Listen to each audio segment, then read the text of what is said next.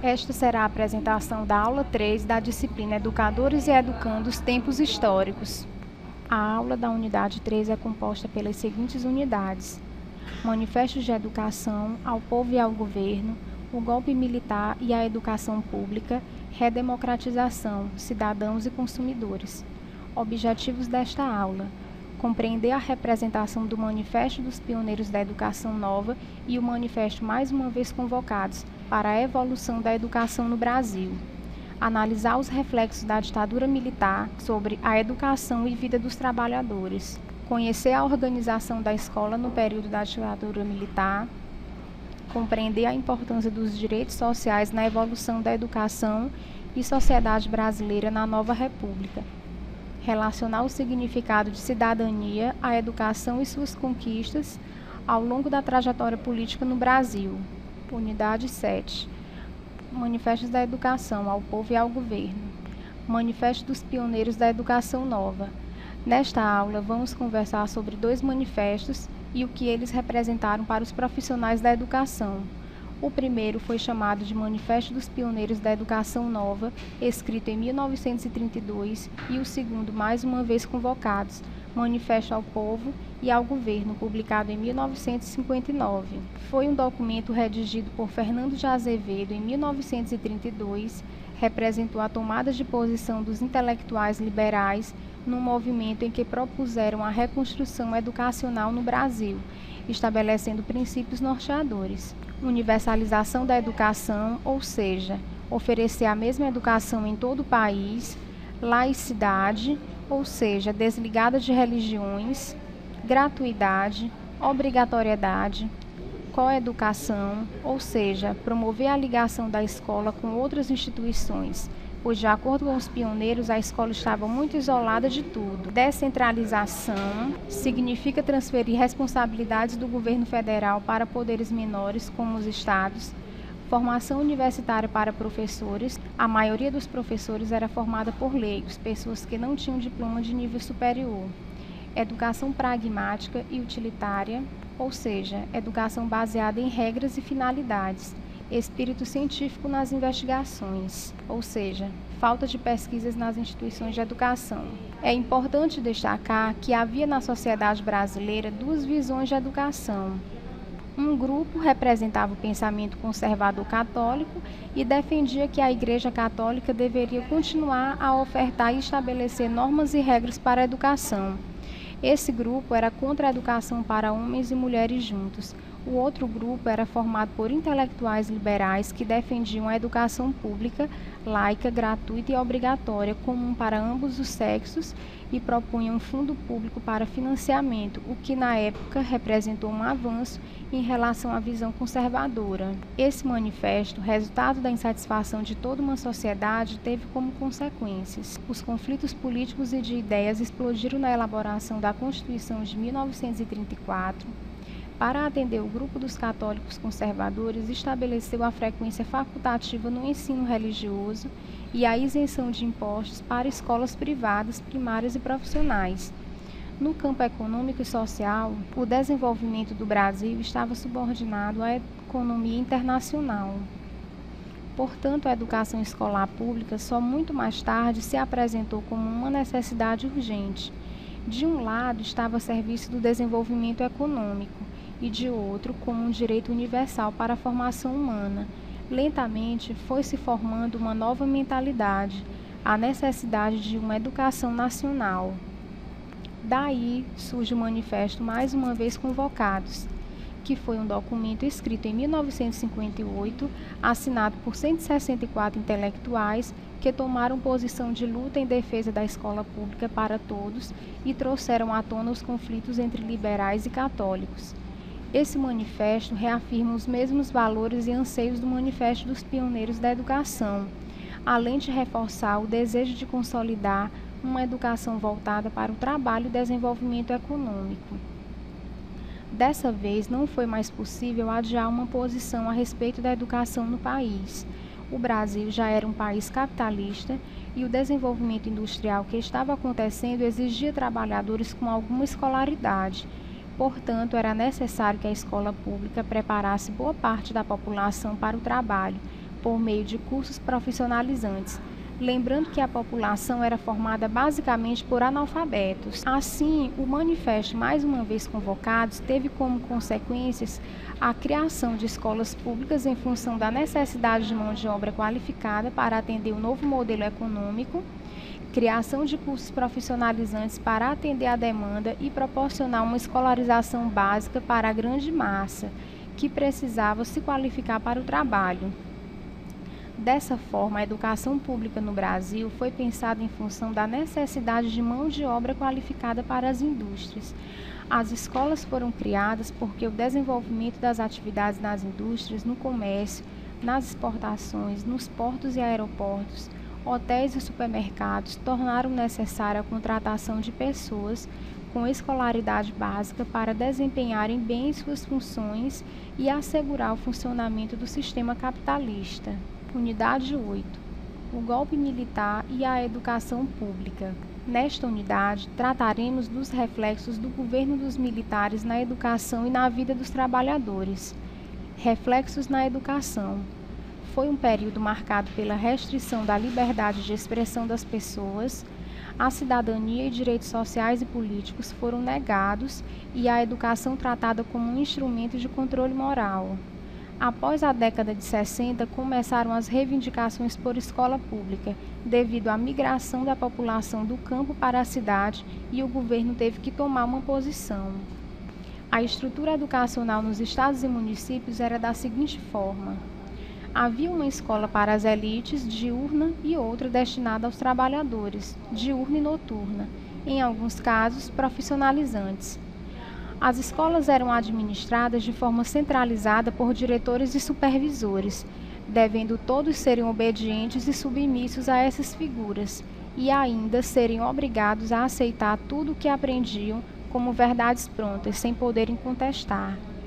Qualidade na escola era entendida como a transmissão dos conhecimentos dos livros didáticos pelo professor, crescimento do número de escolas públicas estaduais e municipais, matrículas, turnos e de salas de aula nas décadas de 60 e 70. Devido à expansão da escola pública, a quantidade de professores tornou-se insuficiente, fazendo com que muitos deles passassem a ter uma jornada dupla de trabalho. Além disso, muitos professores não tinham formação adequada. Era muito comum a existência do professor leigo. Durante a ditadura militar, o controle dos estudantes se baseou na introdução de disciplinas como educação moral e cívica, organização social e política brasileira e estudos de problemas brasileiros, e na punição aos estudantes indesejáveis ao regime militar, por meio do Decreto 477/69, além da demissão de professores contrários ao regime.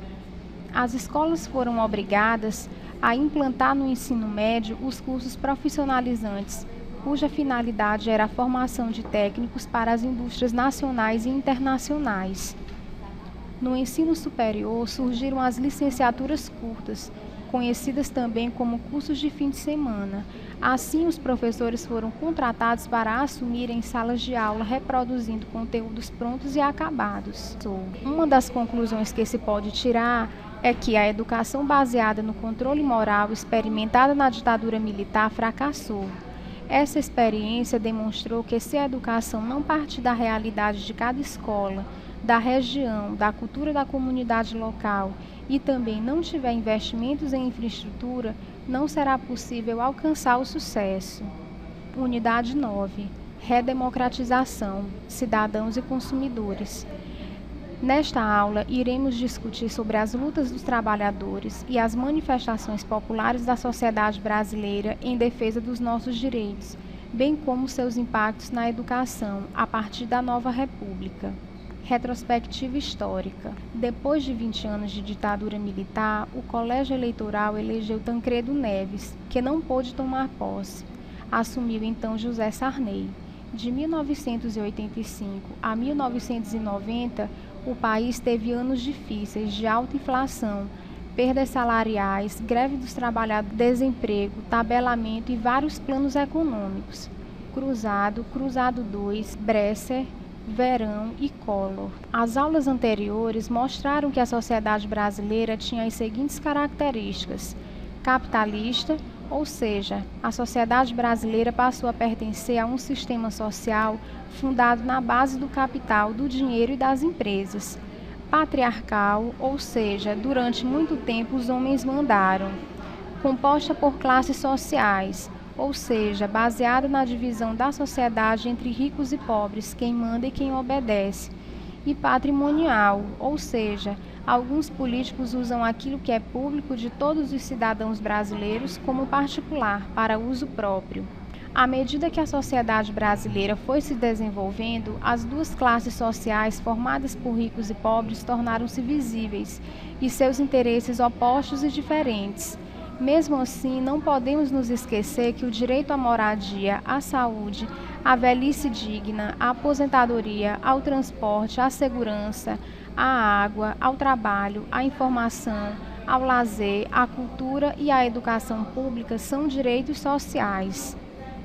Historicamente, os direitos sociais têm sido pensados e praticados como se fossem favores feitos pelos governantes, aos que se mostram agradecidos, obedientes e, portanto, merecedores da atenção dos governos.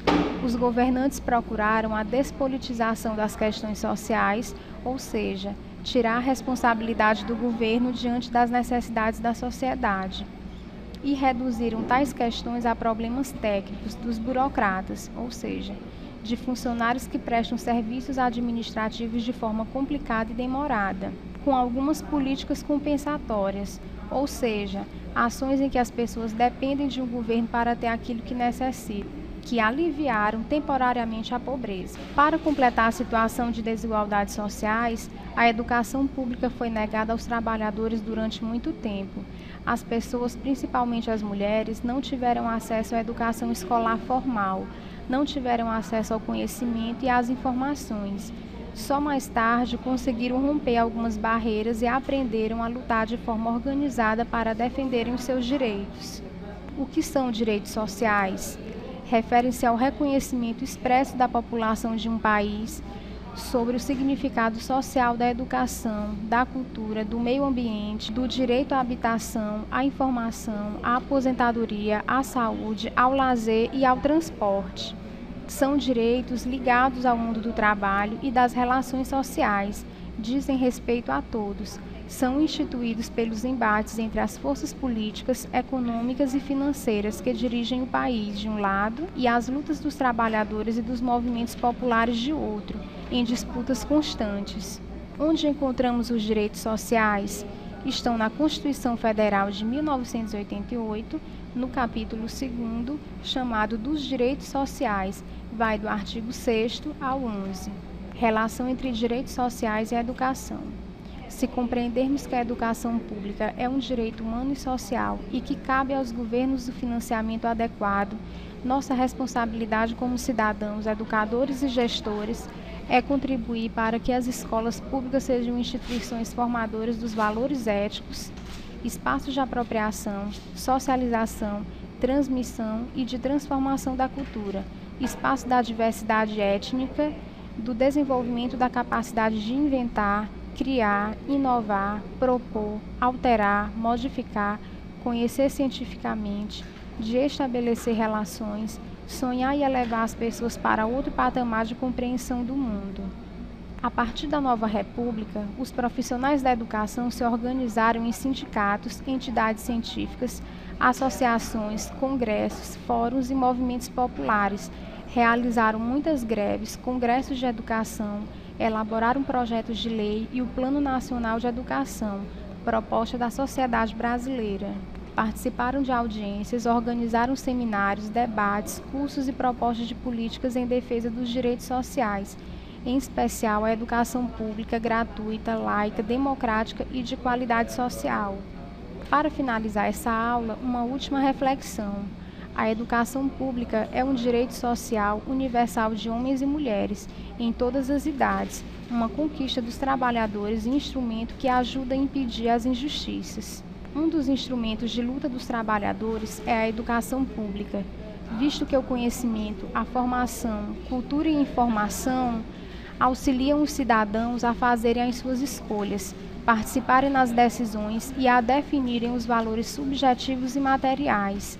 ou seja, valores subjetivos são aqueles ligados à honra, à imagem e aos sentimentos das pessoas, e os materiais estão relacionados à moradia e ao lazer, por exemplo. Até a próxima aula.